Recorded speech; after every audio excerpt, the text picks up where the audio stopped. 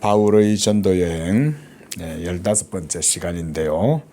오늘은 이제 아테네에서 사역 이후에 바울이 그리스 본토 남부에 위치한 항구 도시, 바로 우리가 고린도, 우리가 성경에서는 고린도라고 하죠. 이 고린도로 가게 됩니다. 자, 이때가 이제 AD 50년에서 51년경 정도의 시대로 추산이 됩니다. 아테네에서 고린도까지는 약 80에서 87km 정도 떨어진 그런 지역인데요. 이 고린도는 조금 독특한 것이 항구가 동쪽으로는 에게해를 향하여 항구가 열려 있고, 서쪽 지역에는 이오니아해가 있어서 이 양쪽, 그러니까 고린도의 서쪽과 동쪽 양편으로 무역이 빈번하게 이루어지는 그런 무역의 중심지였던 거죠. 특히 이곳은 BC 2세기 로마가 건설했던 도로, 우리가 에그나티아 가도, 비아 에그나티아, 우리가 많이 들어봤죠. 바로 그런 로마 군대와 물자를 수송하는 전략적인 도로, 그 에그나티아 가도의 일부분이었던 디오크소스 운송로가 있는 곳입니다. 그러니까 이 고린도는 사실은 고속도로가, 우리나라로 말하자면 물류 허브 체인이 아무 곳이나 다 흘러갈 수 있는 그런 이제 도로가 뚫려 있다. 전에도 한번 말씀드렸잖아요. 이 경부 고속도로처럼 쭉 나 있는 거죠. 그러니까 고대인들의 해상 무역의 중심지가 이 바로 고린도 항구가 될 수 있었던 거예요. 그래서 배들이 여기에 들어오면 여기서 또 전 아테네, 그리스 영역, 저 북부 마케도니아 이쪽으로 다 가고, 그 다음 거기에서 또 정박했다가 또 에게해를 건너서 소아시아 쪽으로도 가고, 하여간 우리가 지난주에도 봤지만 이 지중해가 여러 복합적인 그런 경제, 또 지식, 문화, 종교 이런 것들이 한테 어울려져 있는 아주 독특한 그런 곳이다. 지난주 조금 기억이 나시죠? 제가 지중해를 마치 어머니의 태와 같다, 이렇게 비유를 드렸는데, 하나님의 진리, 그러니까 하늘의 진리가 이 땅 가운데로 들어오고, 그래서 씨가 땅에 박히고, 그래서 그것이 발아해서 자라고, 거기에서 열매가 맺히고, 이런 과정들을 제가 지난주에 좀 말씀을 드렸습니다. 그러니까 그 지중해 한 귀퉁이에 하나님의 말씀의 씨가 착상되었다, 저는 이렇게 표현했죠. 어머니의 태중에 아기의 씨가 착상되는 것처럼 영원한 하늘의 말씀이 바로 그 가나안 땅, 바로 그 이스라엘 가운데에 착상되었고, 때가 참에 하나님의 아들이 성육신하시고, 그리고 성육신하신 예수가 십자가에서 죽으시고 부활하시자 성령을 하나님이 부어주셔서 초대 오순절 교회가 탄생했죠. 그게 사실상 교회의 출생이에요. 교회의 출생. 그리고 그때부터 예루살렘과 안디옥과 온 유대와 사마리아 지역에 복음이 전파되고, 그러면서 그때 사용된 사람이 사도 바울이었죠. 이 사도 바울을 하나님이 사용하셔서 이와 같이 우리가 1차, 2차, 3차, 그리고 마지막 로마로까지 가는 이 전도 여행들을 우리가 지금 따라가고 있는 거죠. 자, 이제 사도 바울이 아테네에서 고린도 이 지역에 와서 오늘 11절 말씀에 보면 여기서 1년 6개월을 머물면서 복음전도 사역을 합니다. 그리고 바로 이때 여기서 데살로니가 교회를 향한 편지도 여기서 씁니다. 그게 뭐죠? 데살로니가 전후서입니다. 그렇죠? 제가 이전 설교에서도 잠깐 데살로니가 전후서의 특징에 대해서 말씀드렸죠. 데살로니가 지역에서 사도 바울이 상당히 많은 박해를 받고 그렇게 해서 사실은 쫓겨나잖아요. 근데 데살로니가에서 베레아로 오고 이런 과정에서 이 데살로니가에서 있었던 그의 영적 경험들이나 어떤 해석들을 적어 넣은 것이 데살로니가 전후서입니다. 그런데 이 사도 바울의 서신서 중에 이 데살로니가 전후서는 상당히 종말론적인 그런 신학적인 그게 강해요. 그러니까 사도 바울이 고린도에 와가지고 그동안 있었던 사역들을 회고하면서 정리했던 거죠. 그리고 그 의미들을 신학적으로 기술한 게 데살로니가 전후서인데 거기에서 그가 그걸 기록한 거예요. 데살로니가 전후서에서 바로 종말론적인 거기에 또 적그리스도에 대한 얘기들도 나옵니다. 바로 이런 것들을 거기에서 기록을 하죠.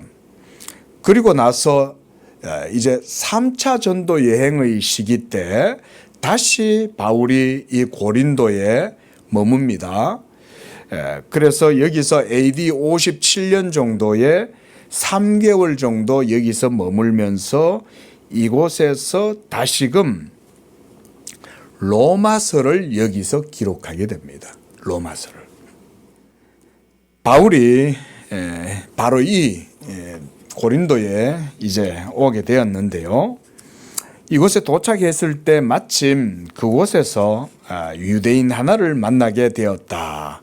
2절에 그렇게 얘기하죠. 그래서 누가는 바로 그 사람의 이름을 아굴라다 이렇게 말합니다. 그리고 그의 아내도 소개를 해줍니다. 바로 브리스길라, 우리가 브리스가라고도 부릅니다. 고대 라틴어로 하면 프리스카 이렇게 됩니다. 프리스카. 아굴라는 이제 본문에도 보면 2절에 본도에서 난 유대인이다 그랬죠? 여러분 여기서 본도 혹시 이 지도 갖고 계세요? 고대의 소아시아 지역을 소아시아 지역이에요. 혹시 요거 갖고 계신가 한번 찾아보세요. 그거 위에 보세요. 그 위에가 폰투스 유키누스라고 돼 있죠. 그게 뭐냐면 흑해예요. 흑해. 근데 그 흑해 그 위로 이렇게 보시면 여기 보면 비두니아가 있고요. 그 다음에 파프라고니아가 있고 그 다음 오른쪽 요쯤 보시면 폰투스 있죠. 폰투스 요쯤에 그 중간 한번 잘 보세요. 그러니까 여기가 흑해고요. 이 위쪽이 여기가 에게해입니다. 에게해. 그런데 여기는 지중해고 여기가 에게해죠. 근데 그 위에 보면 폰투스 있죠. 폰투스 여기. 여기가 본도예요. 본도. 그리고 제가 전에 나누어 드린 그 지도에 보면 제가 이렇게 형광펜으로 옆에 비두니아도 이렇게 형광펜으로 색칠도 드렸죠. 바로 여기입니다. 바로 여기가 바울이 1차 전도 여행이 끝나고 2차 전도 여행 때 이제 바나바하고 결별하고 그렇죠. 이제 디모데를 데리고 어디로 가려고 했습니까? 아시아로 가려고 했잖아요. 그죠? 그때 부르기아를 지나서 무시아에서 어디로 가려고 했냐면 비두니아로 가려고 했던 거예요. 사도 바울은. 근데 이 무시아에서 비두니아로 가려고 할 때 갔어요? 못 갔어요? 왜 못 갔습니까? 맞아요. 바로 하나님의 성령이 사도 바울로 하여금 그리로 들어가는 길을 막으신 거예요. 그래서 사도 바울은 복음을 전하려고 기도하면서 그쪽으로 가려고 애를 썼는데 예수의 영이 허락지 아니하였다. 이렇게 말씀하죠. 그죠? 그래서 우리가 예수의 영이라고 하는 의미를 제가 성경신학적으로도 설명을 해드렸어요. 하나님의 뜻은 복음을 누구에게로 전한다? 야벳 족속들에게 전하기를 원하셨던 거예요. 그렇죠? 그래서 셈족들이 살아가고 있는 아시아가 아니라 야벳은 셈의 장막에 거해야 하기 때문에 하나님의 섭리와 경륜이 유럽으로 향했다 이죠. 그래서 이제 무시아에서 드로아로 가서 그 드로아에서 기도하다가 마게도냐 사람의 환상을 보고 에게해를 건너서 이제 빌립보로 들어간 거죠. 그렇죠? 우리가 그렇게 이제 내용을 지금까지 봐왔어요. 자, 바로 그 지역이 본도예요. 본도. 이 본도가 그러니까 이 아굴라의 고향이에요. 여러분 그 키프로스 우리가 구브로라 그러죠. 자, 처음에 사도 바울과 함께 사역했던 누구였죠? 바나바였죠. 그죠? 바나바의 고향이 어디였습니까?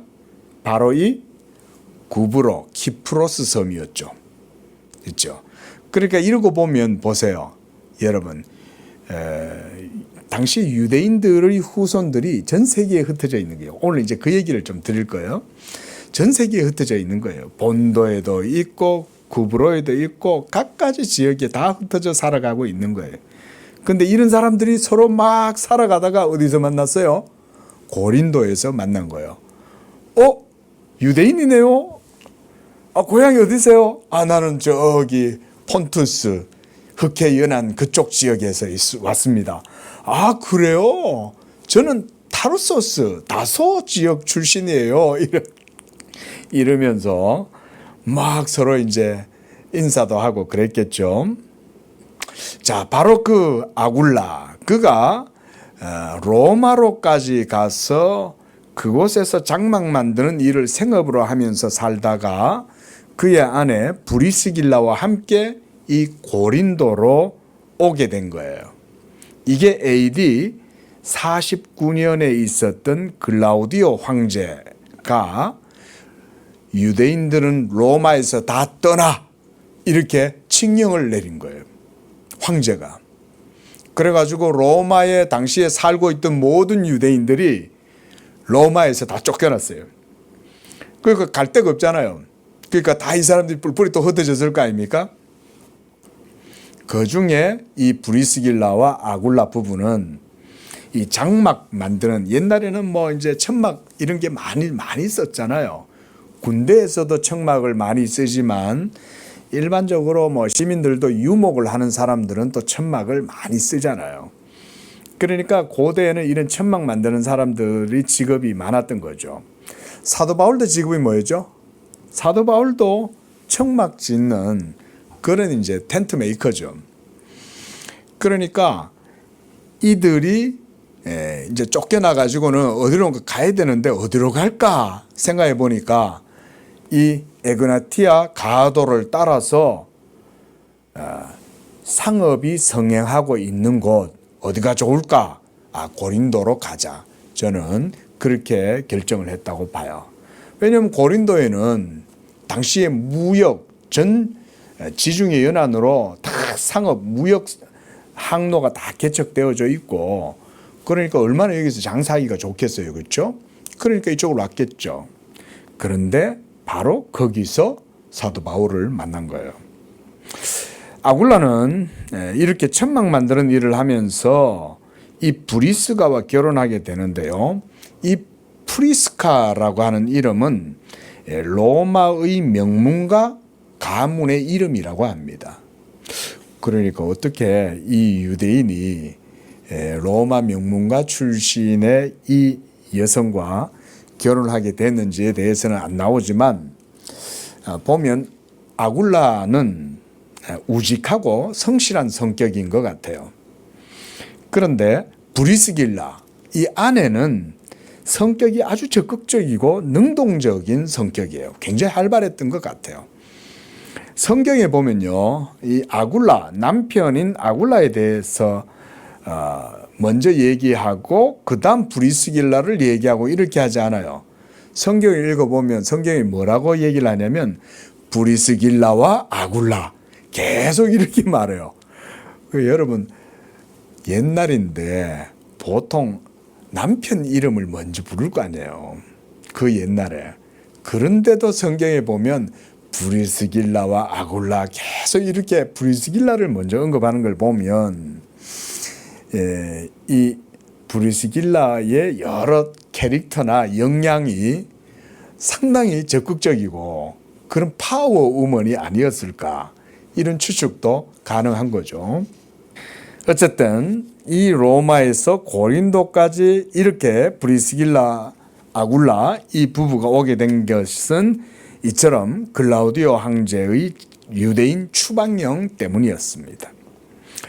로마의 역사가였던 수에토니우스라고 하는 이 사람은 정치인이면서 역사가예요.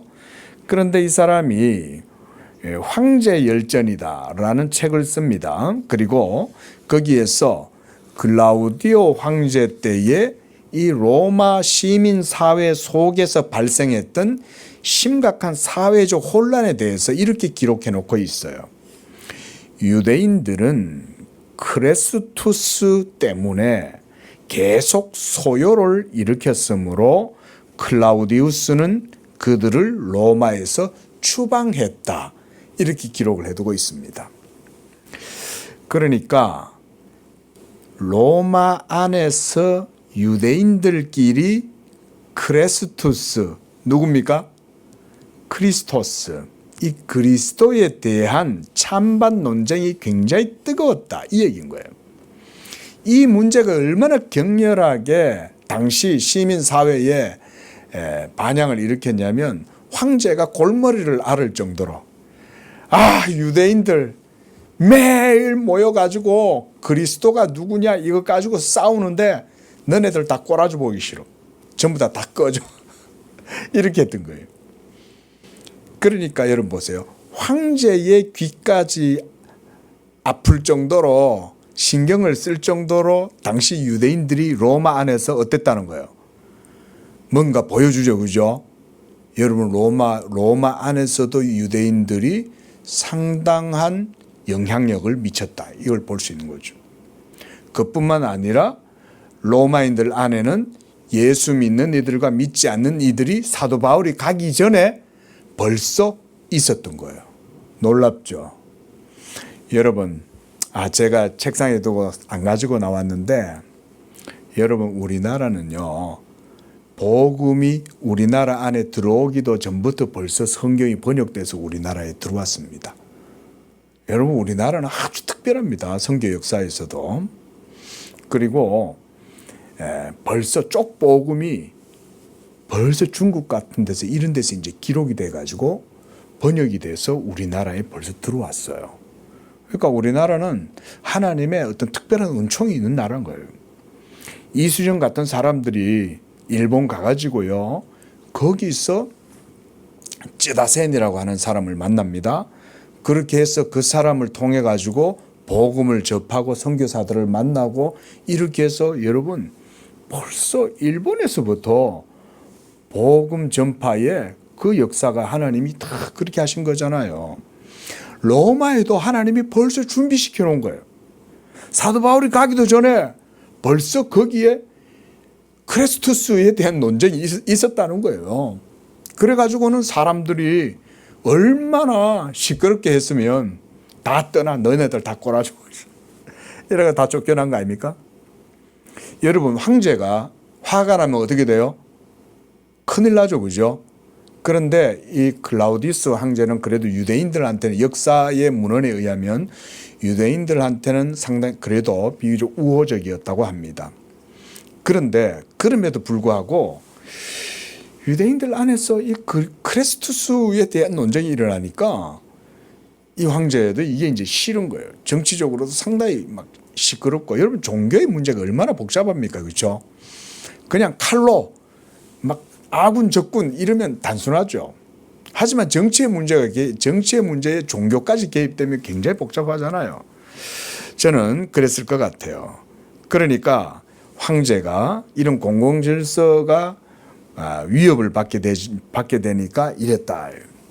어떻게 보면 치안의 목적으로 했던 거죠. 그러니까 박해는 없었어요. 박해가 있었다면 어떻게 됐겠어요? 다 죽였겠죠. 감옥에 잡아넣든지 그랬겠죠. 그러니까 이게 문제가 정치적인 문제가 아니라 종교적인 문제니까 정치적으로 해결을 못하죠. 그러니까 그냥 다 쫓아보내버린 거죠. 나가! 다. 이때 바로 로마에서 살고 있었던 유대인, 그 다음 유대계 그리스도인, 물론 이들을 그리스도인이라고 할 수는 없어요. 왜냐하면 우리가 처음에 그리스도인이라고 불렸던 것은 우리가 수리아의 안디옥에서 처음 그리스도인이다라고 불렀잖아요. 그러니까 이 로마에 있었던 이 유대계 예수 믿는 사람들이, 이 사람들이 누구냐, 오늘 그 얘기를 조금 드리려고 그럽니다. 사도 바울이 로마서 16장에 가보면요, 거기서 바울이 이제 로마서 마지막 딱 이렇게 글을 맺으면서 로마 교회에 있는 성도들에게 편지를 쓰면서 16장 3절에 바로 이 브리스가와 아굴라에 대해서 언급을 합니다. 그러면서 이 브리스가와 아굴라, 여기서도 브리스가가 먼저예요. 이 브리스가와 아굴라와 그의 집이 당시 로마에 있었던 교회 그리스도인들의 중심지, 일종의 뭐라 그럴까요? 아지트, 베이스 캠프 같은 그런 역할을 했다는 거예요. 자, 그러면 그걸 보면, 자, 제가 아까 로마서를 AD 51년 그때라 그랬죠? 57년 그때라 그랬죠? 그러니까 3차 전도 여행 때 57년도 때 여기서 로마에 있는 성도들에게 사도 바울이 로마서를 기록해서 보내잖아요. 그런데 그때 3차 전도 여행 시에 브리스길라와 아굴라는 어디 있었다는 거예요? 로마로 다시 돌아갔다는 거예요. 그리고 2차 전도 여행 때 이제 사도 바울을 따라서 갑니다. 에베소까지 가고 해요. 그러던 그들이 다시 3차 전도 여행 당시에는 벌써 로마로 가 있는 거예요. 그리고 로마에서 그들은 복음 전도 사역을 하면서 자기들의 집을 복음 전도의 캠프로 삼고 거기가 중심지가 되었기 때문에 이렇게 로마서 16장 3절 같은 데도 보면 사도 바울이 로마에 있는 이 브리스길라와 아굴라의 집을 중심지 역할을 하는 것이라고 언급을 하고 있는 걸 보여주는 거죠. 고린도에서 이들을 바울이 만나게 된 것은 당연히 바울이 복음을 전하는 과정에서 만났을 거예요. 그렇죠?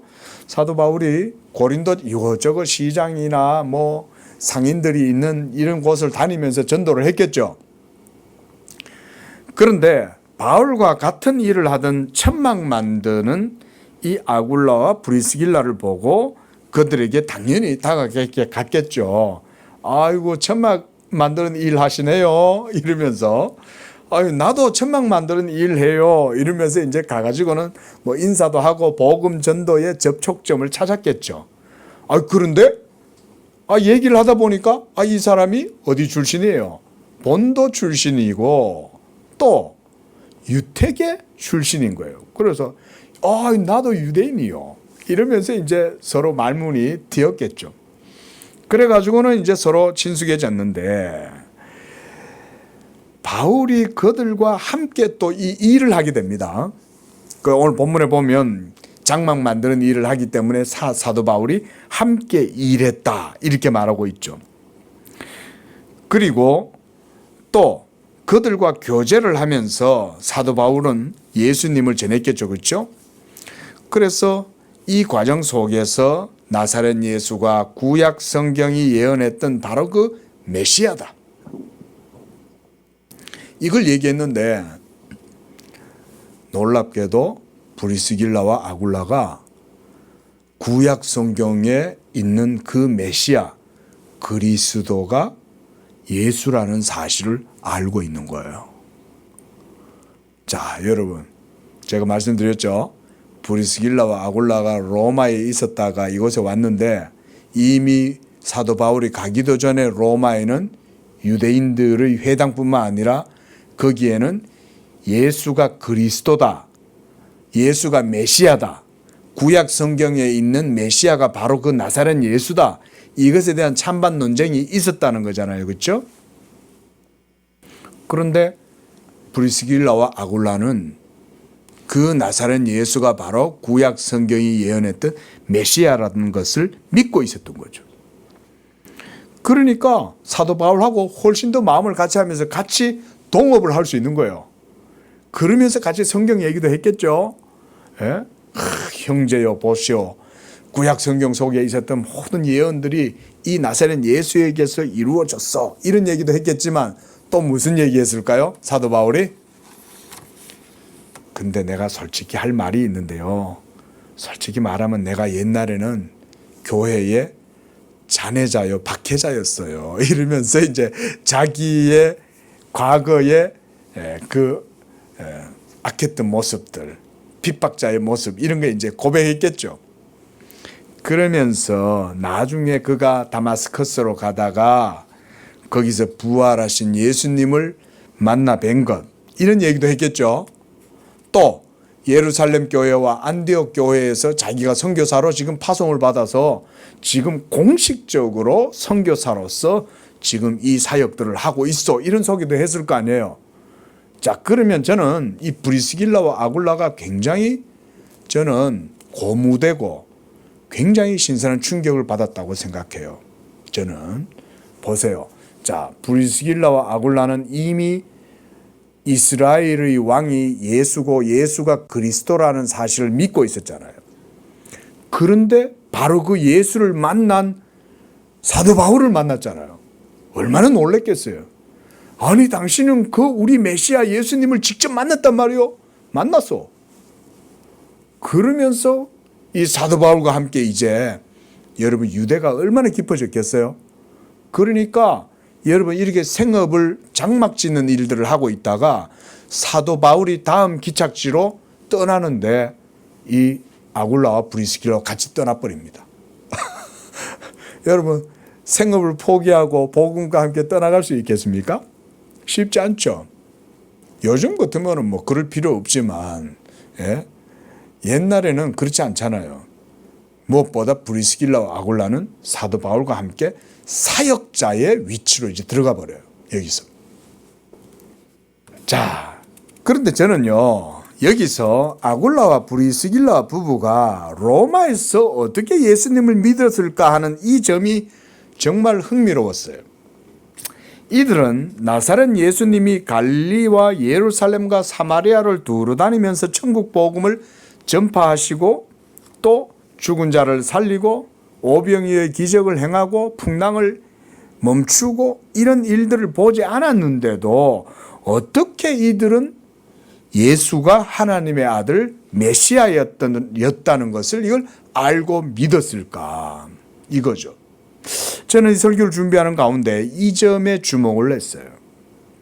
여기에는 성경 속의 여러 가지 사건과 상황들이 다양하게 복합적으로 층위를 이루어 가지고 우리가 그래서 이 다양한 사건들 속에서 이런 그러니까 그들이 예수님을 만나지도 않았는데도 어떻게 믿을 수 있었냐 하는 이 부분을 사도 바울이 아직 복음을 전파하지 않았는데 어떻게 벌써 로마에는 크레스투스에 대한 이런 논쟁이 일어났느냐라고 하는 것들을 우리가 생각해 볼 수 있는 거죠. 다양한 측면에서. 그런데요, 저는 그 핵심이 사도행전 2장에서 일어났다고 봅니다. 우리 사도행전 2장으로 잠깐 한번 가볼까요? 사도행전 2장에 중요한 사건 하나가 나오죠. 어떤 사건입니까? 바로 오순절 성령 강림의 역사가 사도행전 2장에서 일어나게 되죠. 사도행전 2장을 한번 펴보십시오. 바로 이것이 저는 가장 큰 이유다. 그렇게 봐요. 자, 여기 보면요. 이 사도행전의 역사, 그러니까 2장 1절에 보면 그들이 다 같이 한 곳에 모였다 그랬죠. 여기가 우리가 전에 어디라 그랬죠? 누구의 집? 맞아요. 마가 요한의 집. 다들 설교 잘 들으셨네. 바로 이 마가 요한의 어머니 마리아의 집. 여기서 예수님과 제자들이 죽으시기 전에 여기서 최후의 만찬을 행했던 바로 그 자리죠. 그뿐 아니라 여기서 침대에서 잠을 자고 있다가 마가 요한이 홀라당 그냥 혼입을만 두르고 예수님 잡혔다는 얘기 듣고는 갔다가 걸음아 나 살려라 하고 그냥 빨가벗고 그냥 도망쳤던 바로 그 마가 요한의 집이에요. 여기에 다 모여서 하나님 아버지가 약속하신 것을 너희에게 보내줄 때까지 너희는 여기서 기도하고 있어라. 그래서 여기에 지금 모여서 기도하고 있는 거예요. 그런데 어떤 일이 일어났습니까? 2절에 갑자기 호련히 하늘로부터 급하고 강한 바람 같은 소리가 있어서 온 집을 막 뒤흔들어 버린 거예요. 그리고 불의 혀처럼 갈라지는 것이 그 모여있는 120명의 기도하는 자들 가운데 성령이 막 불처럼 임했어요. 그러자 그들이 다 성령이 충만하고 무엇보다 4절에 보면 성령의 말하게 하심을 따라 각 나라의 언어들로 말하기를 시작했어요. 이 사람들은 그냥 이 본토 토백이들이에요. 예루살렘 토백이들. 이스라엘 토백이들이에요. 이스라엘 바깥으로 나가본 일이 없는 그런 평범한 사람들이에요. 그런데 이런 사람들이 갑자기 성령의 말하게 하심을 따라서 말하기 시작하는데 지중해 연안과 그 모든 팔레스타인 주변에 있었던 여러 나라들, 그 나라들의 언어들을 말하기 시작했다. 바로 그 장소가 마가 요한의 어머니 마리아의 대저택. 여기가요, 우리 학자들은 그걸 카탈루마라고 말하는데 이게 뭐냐면, 여러분 예루살렘에는 절기가 되면 여호와를 섬기는 이스라엘 백성 경건한 유대인들이 절기를 지키러 올라오죠. 그러면 얼마나 많이 몰려들겠어요, 그죠? 우리가 추석만 돼도 추석 명절 새로 가면 도로가 막 전부 다 차들로 가득해갖고 부산까지 내려가는데 뭐 7시간, 8시간 이래 걸리잖아요. 그때 당시에는 그거보다 더 했다 생각하시면 돼요. 박차박차 하는 거예요. 그 예루살렘 성전 주변부터 시작해가지고 막 바글바글 하는 거예요. 그런데 우리가 전에 봤습니다. 마가 요한의 집은 성전과 아주 가까운 언덕에 있는 그런 집이었다 그랬습니다. 그러니까 여기에서 120명이 한테 모여가지고 성령이 충만해가지고 와 하고 기도하면, 자, 그 소리가 들렸겠어요? 안 들렸겠어요? 그 성전 주변에 있는 온통 천하 각국에서 모여든 사람들이 다 들을 거 아니에요. 그뿐만 아니라 이 집은 대저택이죠. 대저택은 뭐하냐면 카탈루마, 순례객들에게 객실을 내어주는 그런 유대인들의 문화예요. 여러분, 나그네들을 영접해서 나그네들에게 먹을 것을 주고 입을 것을 주는 게 유대인의 문화죠. 그들을 집에 다 모아놨을 거 아니에요. 근데 2층 대저택 그 홀에 모여서 기도하는 소리가 그 집에 있던 유대인들도 다 들었겠죠. 그래서 거기 보면 각기 다른 언어들로 말하기를 시작한다 그러면서 5절에 보면 뭐라 그래요? 천하 각국으로부터 와서 예루살렘에 머물러 있었다 그러죠. 이때 천하 각국이에요. 이 천하 각국의 사람들이 이제 7절에 뭐라 그럽니까? 그들이 다 놀라 신기하게 여겼다. 왜냐하면 자신들은 1년에 예루살렘에 한번 오려면요, 한 달을 넘게 오는 거예요, 여러분. 여러분, 절기 지키려고요, 생업을 다 내려놓고 하나님한테 성전에 자기를 보여주려고 율법 지키려고 오는데 그 오는 행로가 한 달이 넘습니다. 한 달이. 심지어 여러분, 로마에서도 왔다 그래요. 로마에서도. 자, 여러분, 로마에서 이 이스라엘 예루살렘까지 오려면 제가 볼 땐 아마 대부분 해상로를 이용했을 거라고 봐요. 해상로를 이용해 가지고 오더라도 시간도 꽤 걸리겠죠, 그렇죠? 그러니까 좋게 한 달은 넘게 걸리는 거예요.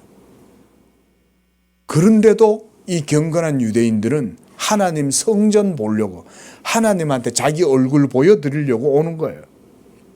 그런 사람들이 모여 있는데 놀랍게도 이 지역의 본토 주민들이 자기들이 난 곳 방언은 모르는데 자기들이 난 것 방언을 막 말하기 시작하는 거죠.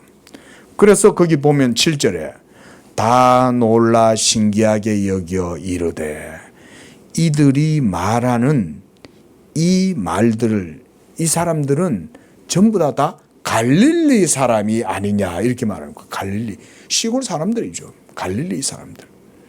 그런데 8절에 보면 우리 각 사람이 난 곳 방언으로 그 말들을 듣게 되네. 아니 도대체 어떻게 된 일이야? 이러면서 다들 깜짝 놀랐죠. 그리고 9절을 보세요. 자, 이 천하 각국에서 온 사람들의 출신지를 누가가 기록해 놨어요. 9절에 보면 우리는 바데인, 메데인, 엘람인, 메소포타미아, 유대, 갑바도기아 여기 있죠. 자, 이제 요 지도 요 다시 한번 보십시오. 자, 여기가 길리기아, 여기가 지금 이제 예루살렘이 이스라엘이고 여기가 수리아, 그 다음에 이쪽이 이제 사도 바울의 고향인 길리기아고 그 위에 보세요. 그 위에 갑바도기아 있죠. 요쯤에.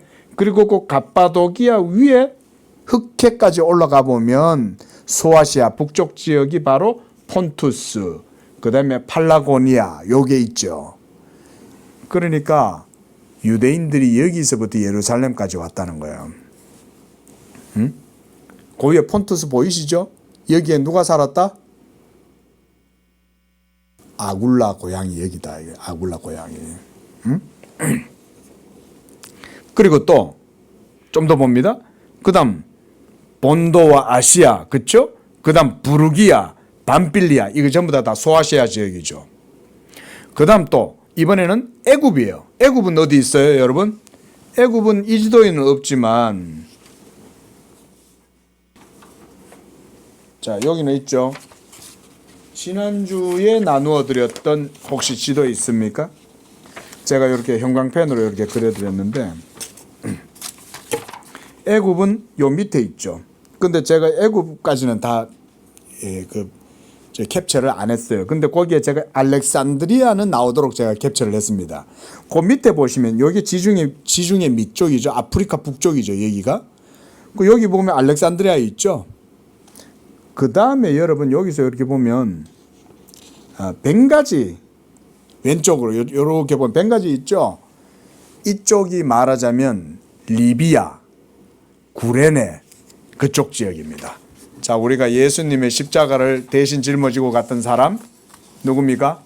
구레네 사람 시몬이죠. 그렇죠? 루포의 아버지 구레네 사람 시몬.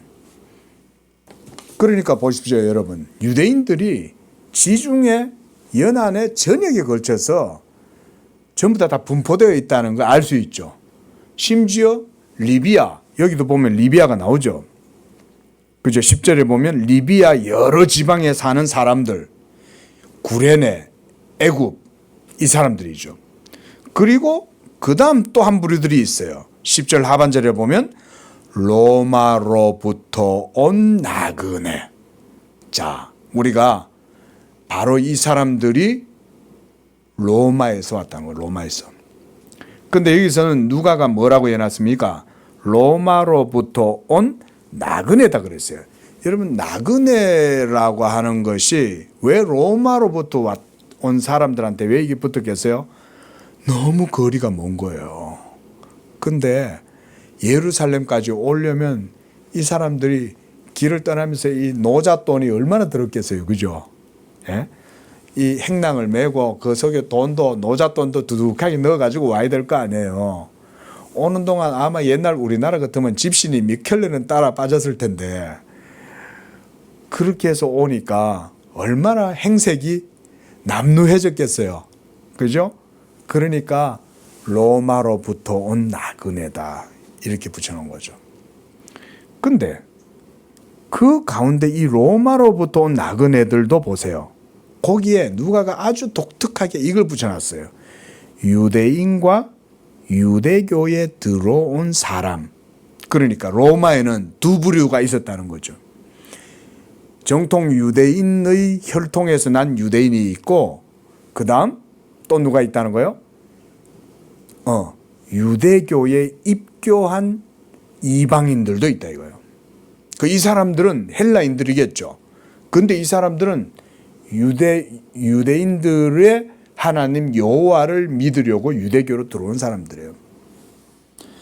이런 사람들과 그 다음 11절에도 보면 그레데인과 아라비아인들, 이 사람들이 전부 다 뭘 들어요? 자기들이 태어나고 살고 있는 그 지역의 방언들을 이 갈릴리 사람들이 그 언어로 말을 하고 있더라는 거예요. 여러분 애굽인들 말하고 본도인들 말하고 같겠어요? 당연히 다르죠. 그런데 그런 말들을 서로 하고 있더라는 거죠. 자, 그러니까 이런 상황들을 종합해 보자면 이런 얘기예요. 지중해를 중심으로 해서 유대인들의 이 디아스포라를 통해 가지고 유대교가 이미 지중해 연안에 있었던 여러 이방인 사회와 문화에 상당히 영향을 미치고 있었다. 우리가 알 수 있죠. 자, 우리가 구브로에도 가봤더니 구브로 안에도 키프로스 안에도 상당히 많은 유대인들이 벌써 세력을 차지하고 있었죠. 회당에 있다는 것은요, 유대인들이 벌써 거기에 몇 대가 벌써 거기에 정착하고 살았다 이 말인 거예요. 사도 바울도 다소 출신이고 오늘 우리가 이 아굴라도 본도 출신일 뿐만 아니라 루디아도 그래 따지면 우리가 리디아에서 온 여인이잖아요. 이런 사람들이 유럽 전역에 곳곳에 벌써 다 퍼져 있는 거예요. 그리고 유대인들 안에는 저 이스라엘의 선지자가 하나님의 큰 선지자가 나왔다. 이 소문이 났을까 안 났을까요? 났겠죠. 자, 예수님의 공생의 기간 몇 년이죠? 3년이죠. 그죠? 그 전까지는 그냥 이름 없는 무명의 나사렛의 목수에 불과했는데 어느 날 세례 요한이라는 사람이 나타나 가지고는 내 뒤에 오시는 이는 내가 감당치 못하는 하나님의 사람이다. 이러면서 그 세례 요한이 선풍적인 인기를 끌었죠. 그런데 그 세례 요한이 뭐라 그랬어요, 여러분? 너희들은 나는 아무것도 아니야. 내 뒤에는 내보다 더 크신 이가 오는데 너희가 그를 믿어야 돼. 그분을 믿어야 돼. 이러면서 이스라엘 사람들한테 그 얘기를 했을 때, 자, 이 세례 요한이 당시에 유대 사회에 미친 영향은 어마어마했죠. 거의 세례 요한이 메시아가 아닐까. 사람들이 이 정도로까지 세례 요한에 대해서 추종을 하고 따랐어요. 자, 그런데 여러분 보세요. 세례 요한이 몇 년 동안 그 사역을 했을 거 아닙니까? 그렇죠? 예수님이 등단하시기 전까지. 그러면 유대인들 사회 속에 세례 요한에 대한 소문이 급속도로 퍼져나갔겠죠. 야, 드디어 우리 유대인들에게 하나님이 선지자를 보내줬어. 이 세례 요한이 지금 유대 광야에서 하나님의 말씀을 전하면서 아주 뛰어난 사역을 하고 있어. 그 소문이 다 퍼졌겠죠. 그러면 매년 이 절기를 지키러 이 예루살렘으로 올라올 거 아닙니까? 천하 각국에 흩어져 있던 유대인들이. 그러면 세례 요한에 대해서 듣겠죠. 또 하나, 예수님이 이제 공생의 사역을 시작했어요. 그리고 세례 요한도 예수님을 향해서 지목했죠. 보라, 이 사람은 하나님의 아들이다. 너희는 그를 믿어라. 그를 따라가라. 이러면서 세례 요한의 제자들조차도 예수님을 따라가죠. 자, 그러면 예수님에 대한 소문이 또 나겠죠. 몇 년 동안? 3년 동안. 그리고 예수님이 행한 기적들도 소문이 쫙 퍼지겠죠. 여러분 나중에 보게 되지만 벨릭스라든가 베스도라든가 이런 사람들도, 그리고 오늘 본문에 보면 오늘은 안 나옵니다만 드루실라 이런 사람들, 벨릭스의 처죠, 와이프. 근데 이런 벨릭스의 처인 드루실라 같은 사람들도 귀부인이잖아요. 근데 이런 귀부인들조차도 예수님에 대해서 익히 알고 있었습니다. 그 얘기는 그 당시 팔레스타인뿐만 아니라 로마에까지 이 나사렛 예수의 큰 기적과 능력들이 소문이 났다는 걸 보여주는 거예요. 그러니까 에이 거짓말이야, 에이 찌라시야 이러면서 소문이 막 찬반 양론이 갈리겠죠. 그렇죠? 그동안 예수님은 유대 사회에서 계속해서 갈릴리를 중심으로 해서 3년 동안 온갖 사역을 행하셨잖아요. 그리고 결국은 그가 십자가에 못 박혀 죽게 되고, 그로 말미암아서 기독교가 이제 부활의 종교로 또 세워지고, 이런 과정들과 소문들이 일어나게 됐잖아요. 자, 이게 그 가운데 아주 핵심적인 기폭제가 바로 어디냐? 사도행전 2장이었다는 거예요. 그런 소문들이 있었는데 바로 그 사실을 확인하게 된 게 바로 이 예루살렘 이 마리아의 집에서 일어났던 오순절 성령 강림의 역사가 천하 각국으로부터 왔던 경건한 유대인들에게 예수가 그리스도라는 사실을 확실하게 심어주게 된 거예요. 이 사람들이 로마로 다시 돌아갔겠죠. 돌아가서 뭐라고 얘기했겠어요? 야, 내가 예전에 그때 갔을 때 그 나사렛 예수가 온갖 기적을 행하고 나사로까지 살렸대잖아. 근데 그 사람을 십자가에 못 박아 죽었는데 부활해가지고 하나님의 성경 말씀대로 예언이 성취가 됐어. 그래가지고는 성령을 받고 지금 예루살렘과 그 지역이 지금 야단났어. 그게 로마에 있는 유대인들에게도 전파가 됐겠죠. 자, 그러면 사도 바울이 오기도 전에 로마에 있던 유대인들은 이 구약의 율법 토라를 이제 펼쳐놓겠죠, 그죠? 이걸 펼쳐놓고 이제 뭘 했겠어요? 이제 요즘 말로 하면 이제 70인경 이런 거 이제 펼쳐놓고, 그때 당시에 70인경 같은 걸 펼쳐놓고는 야, 구약 성경 다시 봐봐. 야, 여기 보니까 메시아에 대해서 얘기하잖아. 이 크리스토스에 대해서 얘기하잖아. 이게 그 나사렛 예수야. 이러면서 이제 그에 대한 이제 찬반 양론이 펼쳐졌는데, 여러분 유대인들이 그걸 곱게 듣겠어요, 그죠? 그러니까 격한 논쟁이 일어났다 그런 거예요. 얼마나 격한 논쟁이 일어났으면 황제가 시끄러 이러면서 다 쫓아버릴 정도로, 그 정도로 소요가 심했다는 거예요. 유대인들이 여러분 얼마나 별납니까? 지금도 마찬가지지만, 지금도 보세요. 지금도 저 이스라엘에 가면 예수 믿는 유대인들 있습니다. 이제 오늘날로 메시아닉 주 이래요. 그러니까 메시아닉 주는 유대인들이에요. 그 예수님을 메시아라고 믿는 메시아닉 주들이 있어요. 지금도 있습니다. 그럼 그들은 정통 유대교인들한테 어떻게 되겠어요? 엄청난 박해를 받는 거예요. 지금도 그래요. 지금도 그렇습니다. 근데도 불구하고 예수가 이스라엘의 진정한 왕이고 메시아다라고 믿는 메시아닉 주가 있어요. 물론 메시아닉 주가 우리 개신교, 우리 입장에서 봤을 때는 신학이 온전치 않아요. 그래서 저는 메시아닉 주는 경계해야 된다. 그리고 그건 복음이 아니다.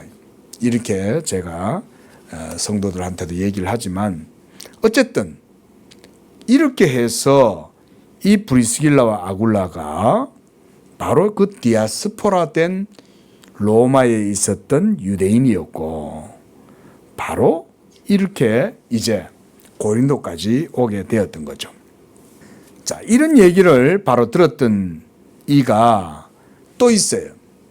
우리가 오늘은 읽지 않았지만 오늘 우리가 읽었던 사도행전 18장 다시 한번 가보시겠어요? 사도행전 18장 24절을 보면 본도에서 난 아굴라와 비슷한 배경을 가진 한 사람이 또 나와요. 24절에, 이건 다음 주에 보겠지만 이 사람 누굽니까? 알렉산드리아에서 난 아볼로. 알렉산드리아는 아까 어디였죠? 요 밑이죠, 그죠? 이집트의 알렉산드리아죠. 이 알렉산드리아. 그러니까 이 유대인들은 당시에는 메시아에 대한 고대, 메시아에 대한 대망 사상이 굉장히 많았어요. 언제 우리의 주 하나님 여호와께서 메시아를 보내서 이 무너진 그래서 헬라 제국 아래에 로마 제국 아래에 압제당하던 우리를 해방시켜 줄까? 이런 게 초미의 관심사였어요. 그 반드시 예언대로 메시아가 오실 것이다. 이걸 기다리고 있었단 말이에요. 그런데 그 메시아가 왔는데 아니 정말 놀랍게도 십자가에 못 박혀 죽었다 이러니까 그게 유대인들한테 쉽게 받아들여지겠어요, 여러분? 그죠? 자기들의 왕인데 왕이 어떻게 하나님의 아들이고 메시아인데 어떻게 그가 십자가에 못 박혀 죽냐? 여러분 이런 생각 들까요, 안 들까요? 당연히 들겠죠. 당연히. 그래서 유대인들은 십자가를 멸시하고 조롱하는 거예요. 십자가는 저주받은 사람이나 달리는 거지 어떻게 하나님의 메시아가 십자가에 못 박혀 죽냐 이거죠. 그러니까 이 복음을 받아들이기가 어려운 거예요, 유대인들이. 자, 바로 이 디아스포라. 이게 사실은 이 브리스길라와 아굴라가 고린도까지 오게 된 그 배경이었어요. 우리 그 디아스포라 이 말 많이 들어보셨죠? 그렇죠? 흩어졌다 이 말인 거예요. 그 어디로 누가 흩어졌냐? 유대인들이 원래는 가나안 땅에서 살았잖아요.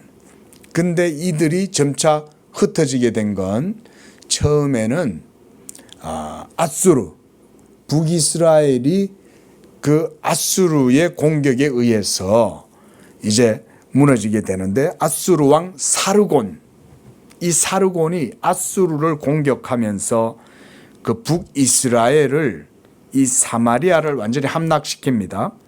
그러면서 어떻게 하냐면 아수르 왕 사르곤이 이방인들, 그러니까 아수르가 정복했던 지역의 여러 나라에 있는 그런 지배국의 나라들 사람들을 이 사마리아로 전부 다 이주를 시켜버려요.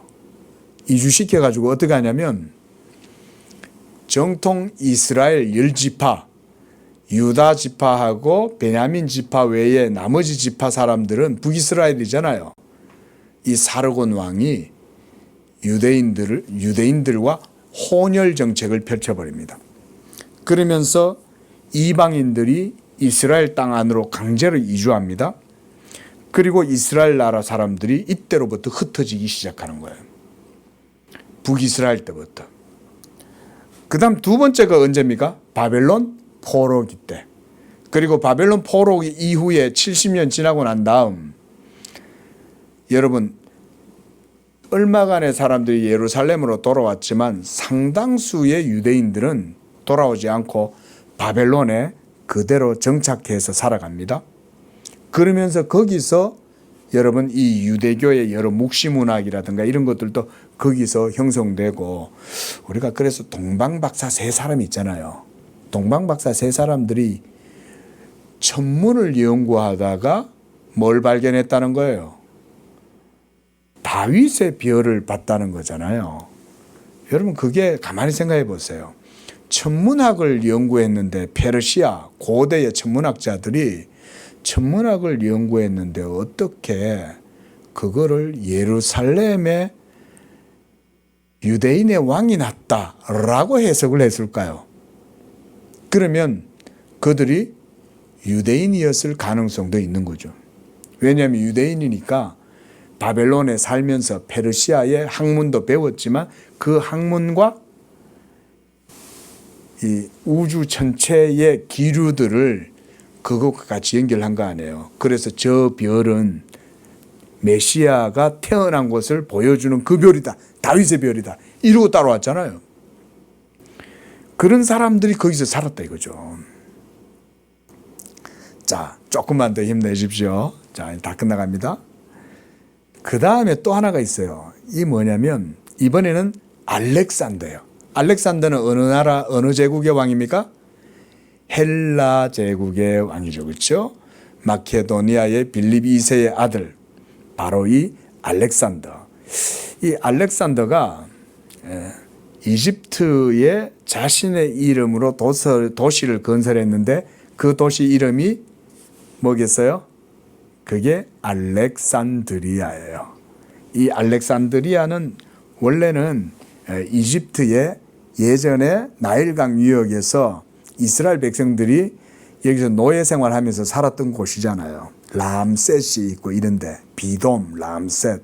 그런데 바로 이 지역이 나중에 알렉산더가 이 이집트를 정복해요.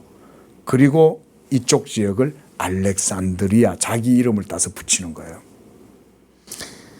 그런데요, 이 알렉산드리아에 또 이 알렉산더가 유대인들의 이주 정책을 펼쳐요. 그래서 유대인들한테 여러 가지 좋은 혜택을 주면서 장려해요. 이때는 강압적으로 한 게 아니라 유대인들한테 야 너네들 저 알렉산드리아로 가서 살면 내가 여러 가지 권한도 주고 혜택도 줄게. 이러면서 유대인들한테 정책을 장려해 가지고 이쪽으로 다 갑니다. 그래서 이 알렉산드리아가 나중에요. 철학뿐 아니라 신학에서도 상당히 뛰어난 그런 학자들이 알렉산드리아에서 많이 나오는데 이 사람들이 유택의 철학자들이고 신학자들입니다. 교부들도 여기서 많이 나옵니다. 이런 배경 때문에 그런 거예요. 그런데 알렉산더가 주전 그러니까 351년에 이 길리기아 우리가 좀 전에 보았던 그 소아시아에 있던 그 길리기아 지역의 이수스 전투에서 페르시아의 다리우스 3세를 무너뜨립니다. 그러면서 이제 어디로 내려가면 이집트로 향해요.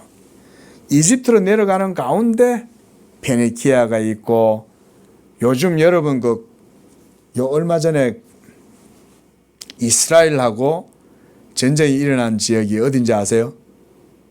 가사 지역 있죠. 가자 지구.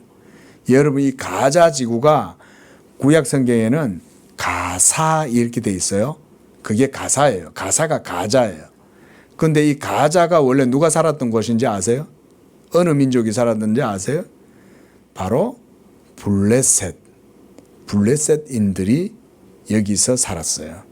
삼손 때부터 있었던 그 블레셋 사람들. 이들이 계속 이스라엘의 가시가 되고 이스라엘을 막 괴롭히죠. 근데 지금까지도 있는 그 가사가 바로 그거예요.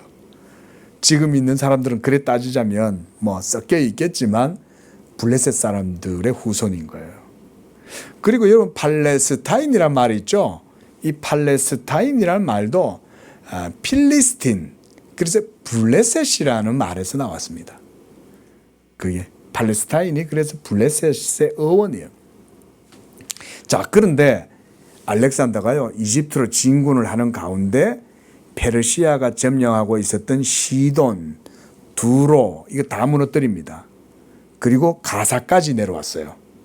그리고 이스라엘 남부죠. 가사는 여기까지 내려왔는데 여기서 재미있는 일이 벌어져요. 이 과정에서 이스라엘의 이 요세푸스라는 역사가는 이 당시 때 산발랏이라고 하는 유대인 지도자가 이 당시에 패권을 잡고 있던 페르시아를 배반해요. 페르시아의 다리우스를 배신하고 이 사람이 7,000명의 용사를 데리고 누구한테 가냐면 알렉산더한테로 갑니다. 그래서 알렉산더한테 가가지고 백기를 들어요. 그리고는 그 7,000명의 용사를 알렉산더한테 붙입니다. 붙여주면서 대왕이시여 나는 당신을 돕겠습니다. 이러면서 알렉산더한테 확실히 딱 붙어요. 그래가지고는 알렉산더가 이 산발랏을 굉장히 존중해 주면서 이 산발랏을 굉장히 높여줍니다. 그리고 그 가자 그러니까 그 가자를 가사 지역을 완전 무너뜨린 다음에 그대로 예루살렘으로 올라옵니다. 알렉산더 대왕이. 이게 이제 요세푸스의 기록이 남아 있어요. 그런데 알렉산더가요, 이 예루살렘은 공격하지 않아요. 어째 그런가 그랬는데 이 이스라엘 제사장들이 막 성 밖에까지 나와서 이 알렉산더를 막 맞이해요. 그 막 대왕이 그죠? 적군을 다 무너뜨린 거대한 알렉산더 대왕이 오니까 얼마나 두려웠겠어요. 제사장들도 막 벌벌벌 떨고 이래 나왔는데 의외로 이 알렉산더가 왕보다 이 대제사장들한테 훨씬 더 이렇게 이제 경의를 표하면서 인사를 하는 거예요. 대제사장들한테. 그러니까 옆에 있던 어떤 왕이 아니 알렉산더 대왕이시여 어찌하여 대제사장들한테 그렇게 인사를 다 합니까 왕이 이렇게 이제 그 이해할 수 없는 행동이다 이렇게 이제 생각을 한 거죠. 여러분 그런데요 여기서 아주 흥미로운 얘기를 요세푸스가 기록해 놓고 있습니다. 이 알렉산더가 그때 이런 말을 해요. 내가 저 길리기아와 소아시아 지역을 점령하고 전쟁하는데 꿈에 어떤 한 사람이 나타났다. 그러면서 네가 계속 진군하고 나가면 내가 너를 도와서 이기게 해줄 거다 라고 얘기하는데 내가 여와 보니까 내가 꿈에서 보았던 그 사람 아주 독특한 옷을 입고 있었는데 내가 어디서도 그 옷을 본 적이 없는데 내가 꿈에서 보았던 그 사람이 입었던 그 옷과 이 대제사장이 입은 옷이 똑같다. 이런 거예요. 그러면서 그가 이렇게 얘기해요. 다니엘서에 나오는 고레스 대왕의 그 기름 부은 받은 자, 이 내용이 나오거든요. 그러니까 이 알렉산더가 다니엘서를 읽고 고레스의 묘에 참배를 갑니다. 고레스, 우리가 키루스 대왕 알죠?